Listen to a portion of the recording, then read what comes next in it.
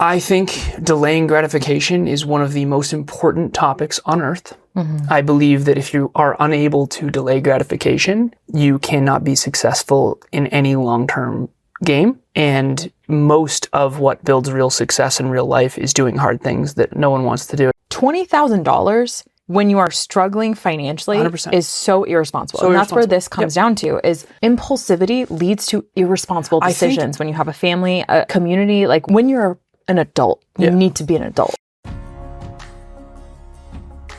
Conscious couples, business partners, and individuals, welcome to the Conscious Couples podcast, where we share our life, love story, and relationship expertise to help you consistently cultivate the most magnificent relationship possible.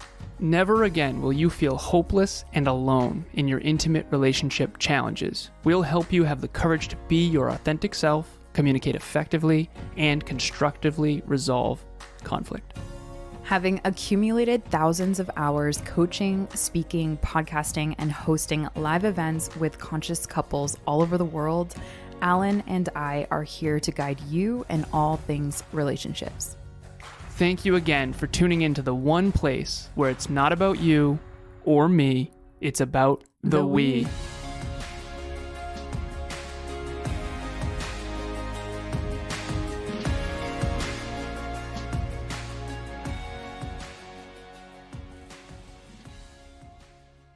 Conscious couples and individuals, welcome back to another episode of the Conscious Couples podcast. Today we have episode 234, Which Partner is More Impulsive?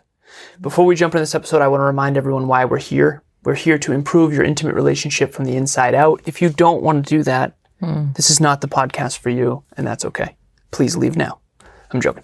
All right, sweetheart, ladies first, we have discussion questions. Why is this topic so important? What's your intention? So my intention for today's episode for our listeners is to help them understand where, number one partner might be more impulsive than the other. And then number two is to share about the impact when we have impulsive behaviors and how that can take over a relationship if we're not careful. Mm-hmm. So excited for that. Growing up, my mother and stepfather were, in hindsight, extremely impulsive. What is impulsive? Someone who has the no ability to delay gratification. Mm-hmm. And I'm reading a book right now called The Marshmallow Test by Walter Mischel. And I believe it was in the 60s he did this. And they've redone it many times with other things like cookies and kale. Candies? Yeah. Not kale. They did do kale to compare. Oh, yeah. Cool. Yeah, right. So Emilia and I have revamped this podcast a lot around what we believe is important. Mm-hmm. Because I personally believe the interwebs is full of more and more horse shit. And so, like, what matters is everyone out there watching or listening, let's look in the mirror today and let's say, which partner is more impulsive? Why does that matter? Mm-hmm. And in the marshmallow test, it's very famous, so I'm sure everyone's heard of it. But in case you haven't, essentially they put kids in a room, locked them in a dungeon. I'm joking. No, they put them in a room and they said you can get 2 marshmallows if you wait. Mm-hmm. And then they saw how long they could delay gratification. And then decades later, they followed up with these children and they found that the longer a child could delay gratification for the bigger reward later, the better they did on SAT scores and fitness and career, different life measures. And I don't know, I mean, I remember one time, I'll share this story. You and I, it was like 9 o'clock at night. We were both cooked. And we worked late. We worked all day. And I asked you, I turned to you and I said, sweetheart, is there a single thing you've done today that you actually wanted to do? And you looked at me, laughed and said, no. And it was hilarious because I knew the answer before I asked. But the point is for some reason, the world has got the new perspective or the new opinion.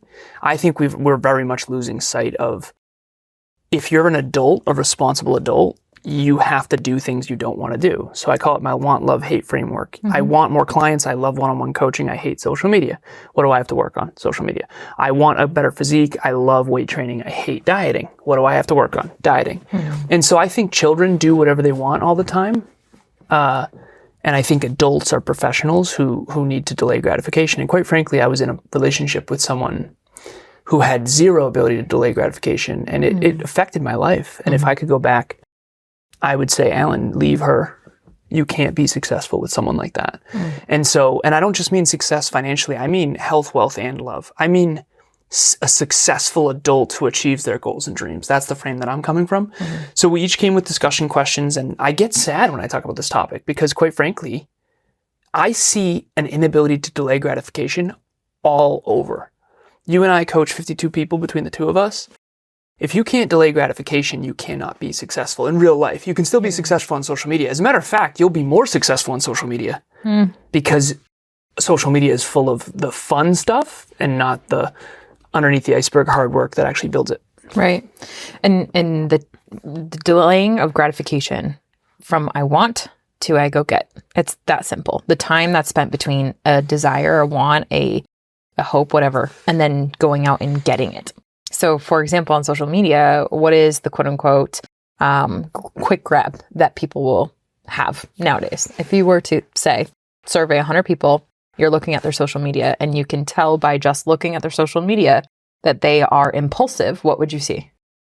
You'd see a lot of frolicking. You'd see a lot of travel. You'd see a lot of food places. You'd see a lot of restaurants. You'd see a lot of alcohol. You'd see a lot of beaches. You'd see a lot of vanity. You'd see a lot of spending money on things that are maybe not what's best for your long-term health, wealth, and love. Right. And you'd see a lot of impulsive behavior. So the good metaphor that I used to use for this is I had a mentor once who said, I feel good at the bank, you feel good at the beach. And he was a multimillionaire at the time. And he said, let's switch. I said, perfect. He taught me about entrepreneurship. I taught him about fitness. And in hindsight, I didn't really learn a lot. But I remember I told him, I said, his name is Jeff. I said, Jeff, the people that are in shape aren't at the beach. And he's like, what do you mean? I said, they're in the gym. I'm more focused on the gym than I am on the beach, which is why I'm in shape when I go to the beach. And he's like, you know, and it's so true because if your main focus is looking good on the beach, you probably don't look good on the beach. Nope. If your main focus is being in the gym, you probably look great at the beach. And I think that that's just the metaphor for everything. And I get depressed when I talk about this topic because I don't think anyone cares. I think delaying gratification is one of the most important topics on earth. I believe that if you are unable to delay gratification, you cannot be successful in any long-term game. And most of what builds real success in real life is doing hard things that no one wants to do. As a matter of fact, the three things I say to my business partner every time we get off the microphones privately, but anytime we get off a call, anytime I've said this to him for 9 years, coming up on 10 years. 3 things. Another nail in the structure, which implies that we are building. Keep doing the hard things no one wants to do. And keep cranking the flywheel. And those first 2 I've said every time I've left Kevin's side in person or virtually for coming up on 10 years. And one of them is keep doing the hard things no one wants to do. And we are extremely successful now. We've grossed over $2 million in our own company, bootstrapped from the ground up. It's amazing. Thank you. And the only way we did it was delaying gratification. Not the only way, but that's basically, for sure. You know, the person who has their dream car is the person who also drove a shipbox for a decade. Facts. So do you have any thoughts on this matter? Yeah. Well, I'm thinking about all of the couples that, you know, how does this apply to us? How does this impact me? All of what I'm hearing through that is behavior, which is either, think of like a spectrum. You have either impulsive behavior, which is that I want and I go get. There's no delay between that. Or there's discernment, which is I want and let me go through a set of very strategic, rational thought processes that are helping to make sure that this choice, if I were to act on it, the desire, is it going to enhance my life or build towards something? And to what degree? And what is the ROI on that? So I see the spectrum there. And then I see, okay, your behaviors. And as you become an adult, you have money. So it's like children or people who struggle with impulse control are like a bunch of children running around with money. It's like you have many 40-year-olds and people between their 20s and 60s with a credit card, access to maybe capital, spending things on all over the place. That is bringing all this accumulated debt into a lot of couples that we see, that then all of a sudden their dream relationship, their dream car, their dream house, their dream whatever is not accessible because of the compound effect of those daily choices of no impulse control. One side is short-term pleasure, and the other side is long-term strategic thinking. And here's the thing. In a 10-year race, for the first 2 years, the short-term pleasure person looks like they're winning. Yeah. But in a 10-year period, it's not close. And so let's get back to the discussion question. So which partner is more impulsive? You and I obviously know it's you. I'm joking. It's not. I grew up. No, it's really actually cool. not. I'm having a sentiment come up. I grew up with short-term pain, long-term gain. All the always. time said by my dad. Short-term pain, long-term gain. Pay now, play later. Exactly. It's that recognizing that life, like it's going to either get you up front or in the end. Yeah. There's no such thing as anything comes for free. Like there's always a trade-off. No free time, lunch. energy, money, right? Yeah, so trade-off. like either you take the pain now. This is the Brian Tracy, your big frog first principle, right? There's so many different principles, but like, can you have the courage and the audacity to challenge yourself to go into the moment of controlling your impulses? What separates humans from, let's say, a monkey on a tree? It's all right, that. So the idea here is basically it's never been harder to delay gratification because we have these devices in front of us that are allowing it to. So in all of human history, it's easier to spend money now than ever before. Never been easier. Yeah. So there's 8.3 billion people on Earth. There's 6 billion on the internet, and that's increasing exponentially. And if you go on Instagram, it's going to literally show you all of your biggest impulses. Shopping, shopaholic, is bigger now than ever before in human history because of the internet. You used to actually have to go to a store to shop. Now you can shop from wherever you are at all times. So let's get back to the point, honey. Let's get to our discussion questions, okay? Because you and I obviously can talk about this all day. Forever, for sure. I mean, I spend every day trying to focus on short-term pain for long-term gain. And I know you do too. And we quite gamify frankly, our life for that. Always. And quite frankly, I didn't really get along with past relationships that didn't do that. And now I know why. Yeah, same. So let's talk about this. Okay, so my most important question, how do you identify which partner is the more impulsive one? I would say you look at the behaviors, the time to desire to behavior. That's the ratio. But here's the thing. I think that not a lot of people are necessarily wanting something and not saying it. When people want something, they usually voice it.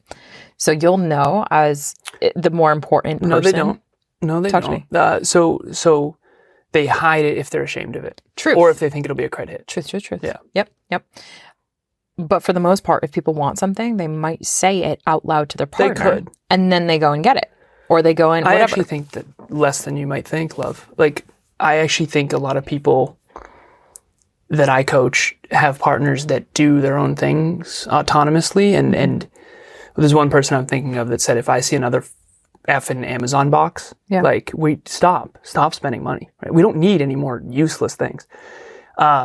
So a lot of people do love, but a lot of people don't. I mean, a lot of people, I have a list of 10 distractions, gambling, shopping, pornography, all these different things, social media. And nobody like goes around talking about this. You and I live in a world where we're behind the scenes. So I lovingly disagree because I hear from the simple set of clients that I have that their partners will say something that they want. And then their behavior will go get it. And that, like, for example, I have in my mind's eye the example of a partner saying that that's not the norm, they're though. That's thinking about what they want and they're discussing that out loud with their partner.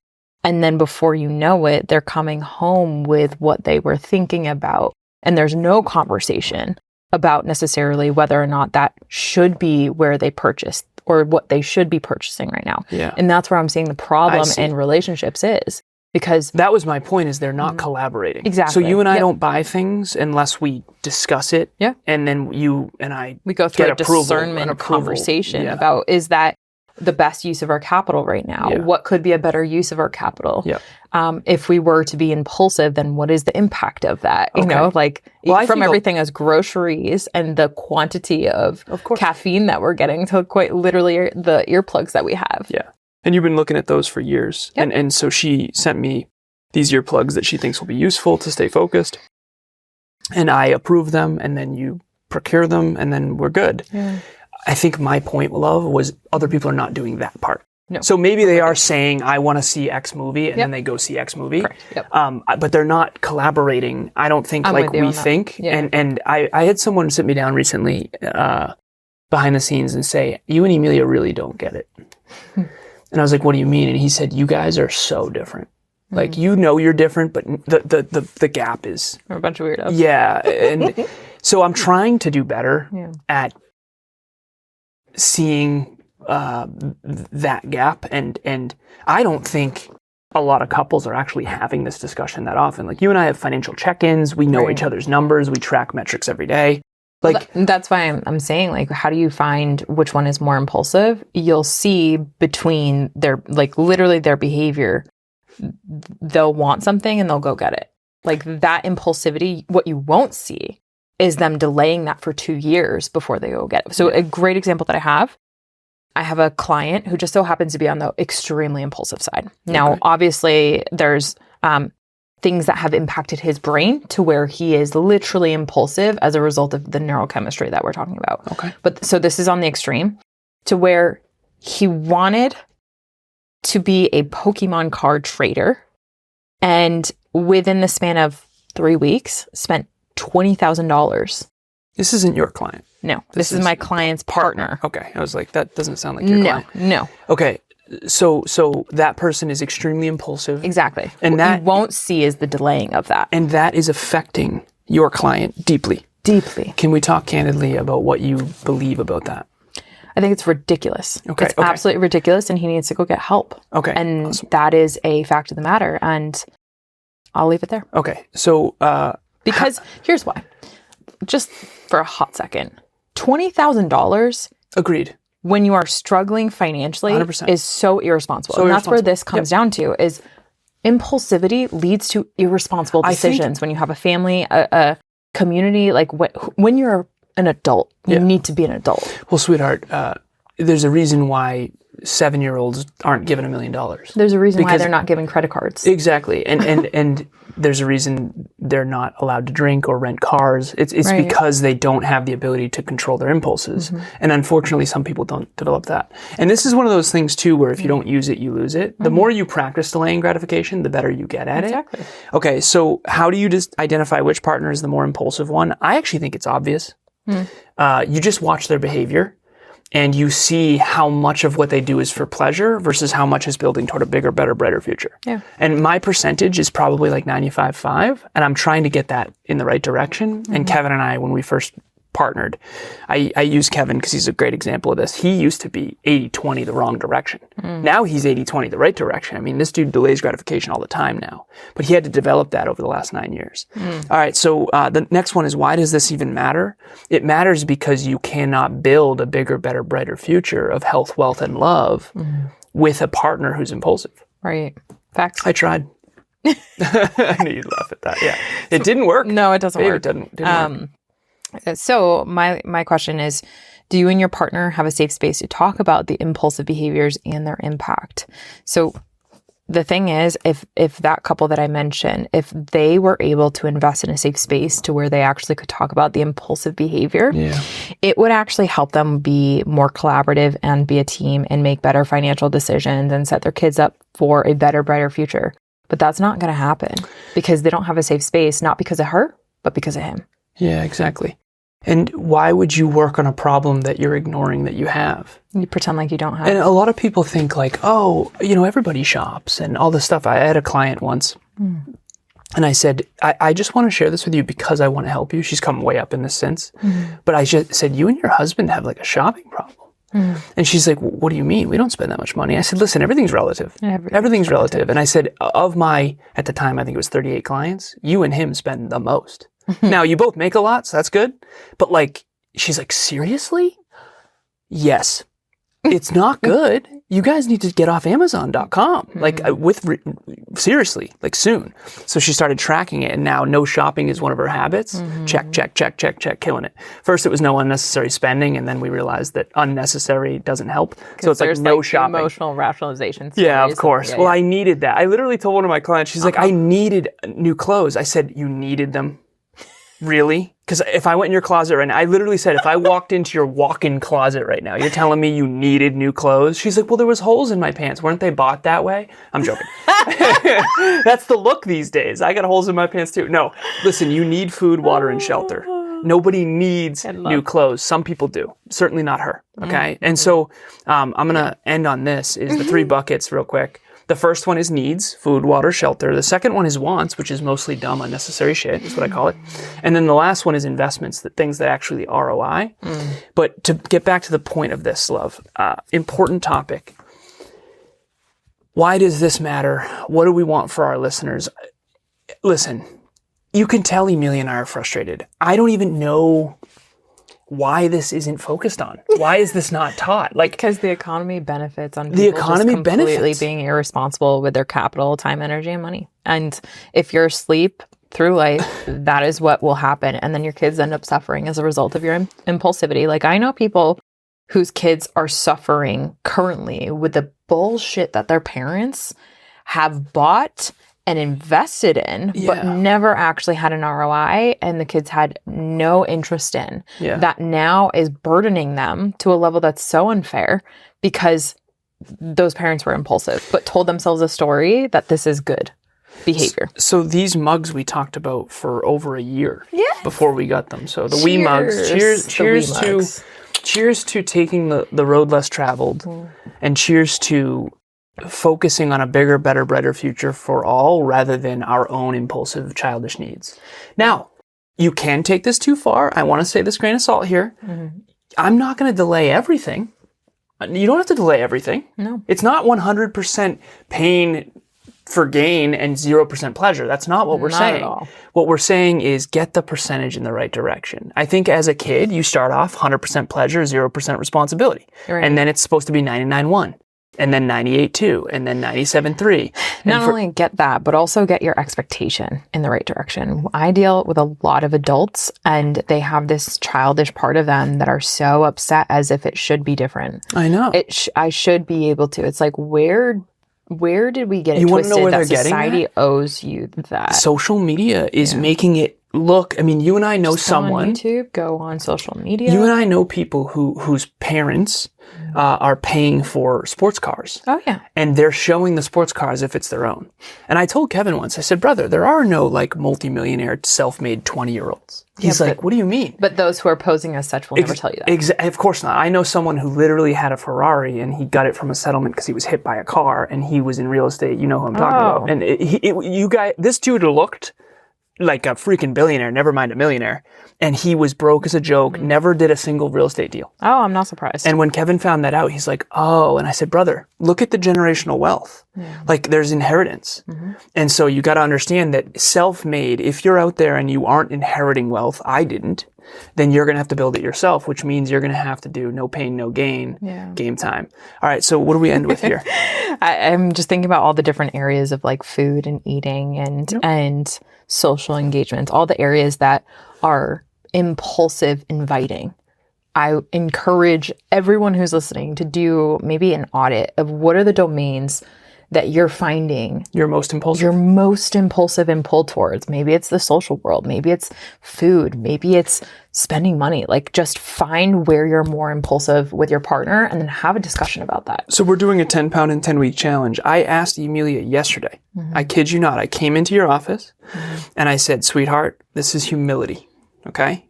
you're the procurement specialist. I appreciate you. I need you to stop buying protein Doritos and I need you to stop buying Moki. And you're like, well, you're the one buying that. And I'm like, I know. I need you to take, like, now here's the deal. Could I not eat them? Yes, of course.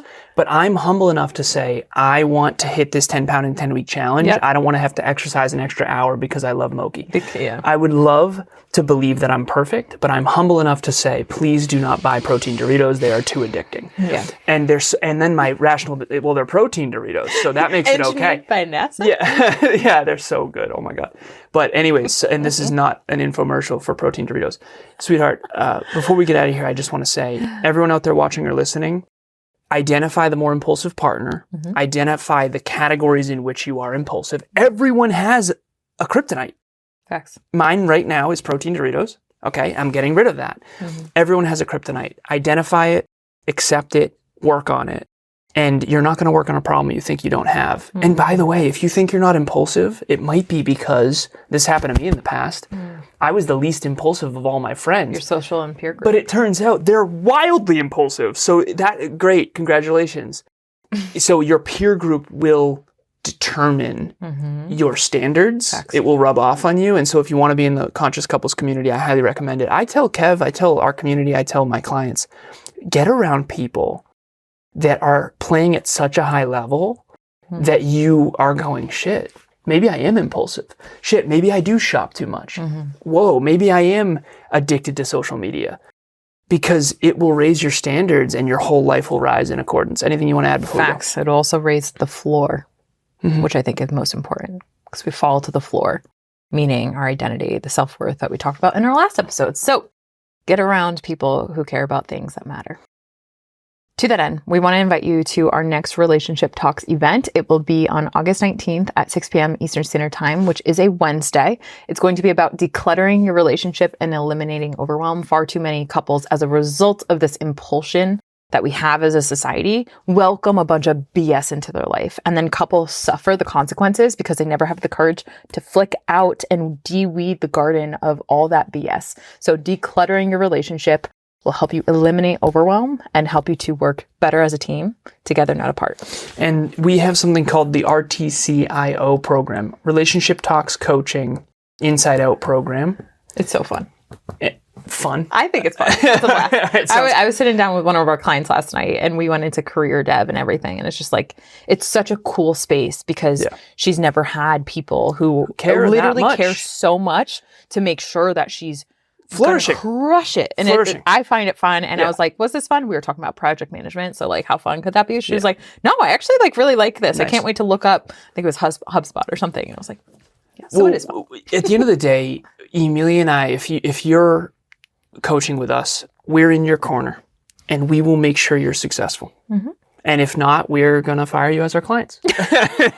No, I'm joking. We really will. We will care. We are the only people who I think will care more about your success than you do. And that's amazing. So we coach 52 people between the two of us. I'm going to focus on goals. She's going to focus on trauma, but we both do both.